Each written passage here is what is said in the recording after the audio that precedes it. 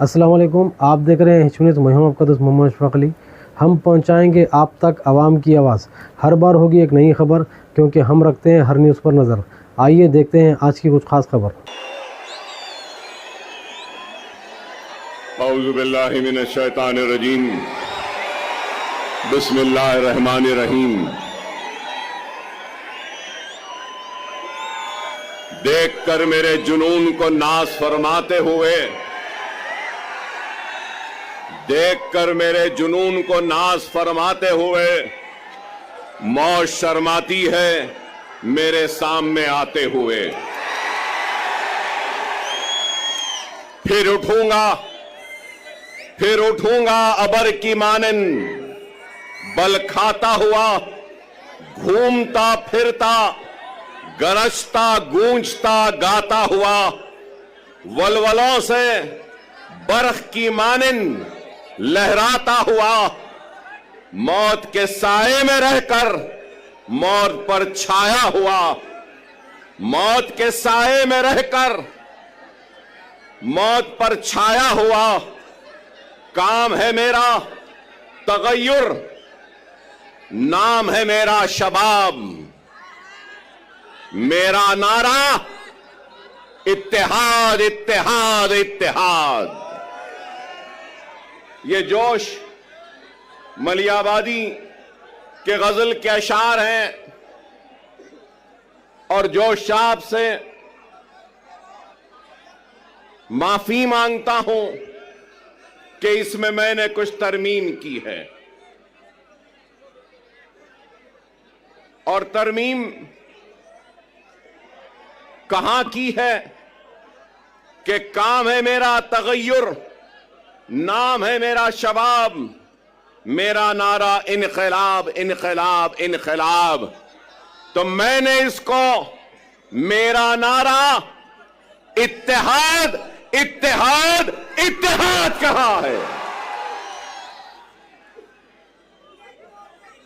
बेशक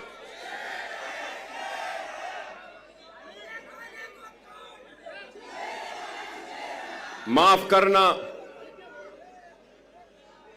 मुझे यह नारा पसंद नहीं। मैं शेर नहीं हूं, मैं मोहम्मद मुस्तफा सल्लल्लाहु अलैहि वसल्लम का गुलामों के गुलामों के गुलामों के गुलामों के गुलामों के जूतियों का दूल हूं। मैं शेर ना हूं, ना मुझे शेर बनना है। 10 साल पहले भी अगर महाराष्ट्र का रुख किया था तो आपको शेर बनाने के लिए रुख किया था। क्या शेर बनना है? शेर बनना है आसान सा है। नमाज के पाबंद बन जाओ, कुरान को तर्जुमे से पढ़ो, सुन्नत रसूलुल्लाह को अपने जिंदगी का हिस्सा बना लो, यतीमों के सर पर हाथ रखो, बेवाओं की मदद करो, जुल्म के खिलाफ आवाज बुलंद करो और दुनिया तुम्हें शेर कह के पुकारेगी। आसान 10 साल पहले भी अगर आपके दरमियान में आया था तो इत्तेहाद के पैगाम को लेकर आया था। उस इत्तेहाद के जरिए नाइंसाफियों को इंसाफ में बदलना चाहता था, हक तलफी को हक में तब्दील करना चाहता था, नाइंसाफी को इंसाफ में बदलना चाहता था और हमारे वजूद के जरिए हमको खत्म करने वालों को यह पैगाम देना चाहता था कि यह मुल्क जितना माथे पे तिलक लगाने वाले का है, सर पे पगड़ी बांधने वाले का है, उतना ही ये मुल्क चेहरे पे दाढ़ी रखने और सर पे टोपी पहनने वाले का भी है। यही पैगाम था और यही कोशिश थी जिसको लेकर हम आगे बढ़े थे 2014 में। और उस 2014 में महाराष्ट्र के 18,000 किलोमीटर का फासला मैंने अपनी गाड़ी में तय किया था, अपनी जान को हथेली में रखकर।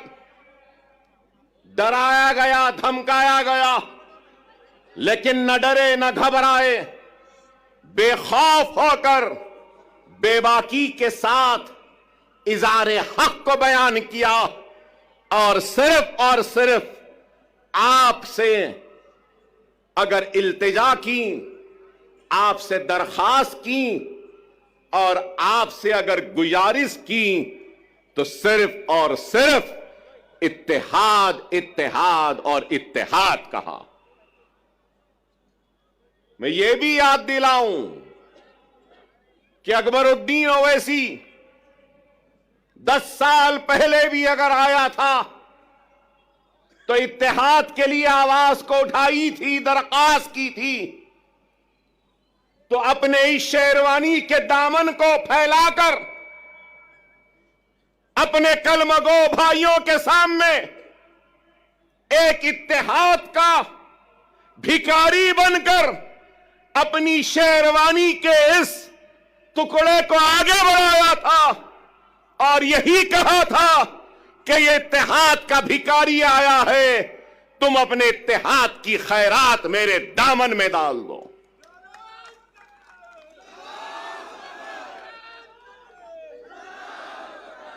अल्लाह उसके रसूल की कसम, अकबरुद्दीन ओवैसी को अल्लाह ने इज्जत दी, शोहरत दी, नाम दिया, सब कुछ दिया। लेकिन एक बात कहूंगा, मजलिस इत्तेहादुल मुस्लिमीन के सबसे छोटे और सबसे आखिर का अगर कोई लीडर है तो वह अकबरुद्दीन ओवैसी है। न पहले बड़ा बनने की ख्वाहिश थी, न आज है। मैं तो सबसे छोटा हूं, आप सब मुझसे बड़े हैं और आप इनसे भी बड़े हैं। और इनके बाद और आपके बाद में मैं हूं।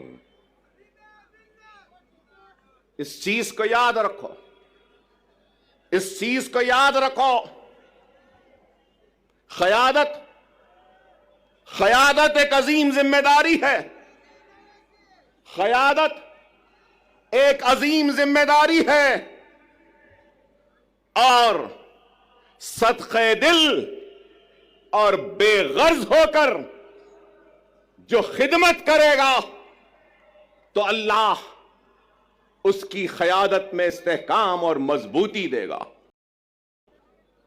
क्योंकि मुझे मेरे वालिद और सालारी मिल्लत ने मुझसे कहा, क़यादत आसान नहीं, अगर क़यादत करना है तो बेगर्ज बन जाओ, तो जब गर्ज वाले की तकलीफ का एहसास होगा, जब तुम्हारी क़यादत में गर्ज आ जाएगा तो फिर वह क़यादत मजबूत नहीं हो सकती।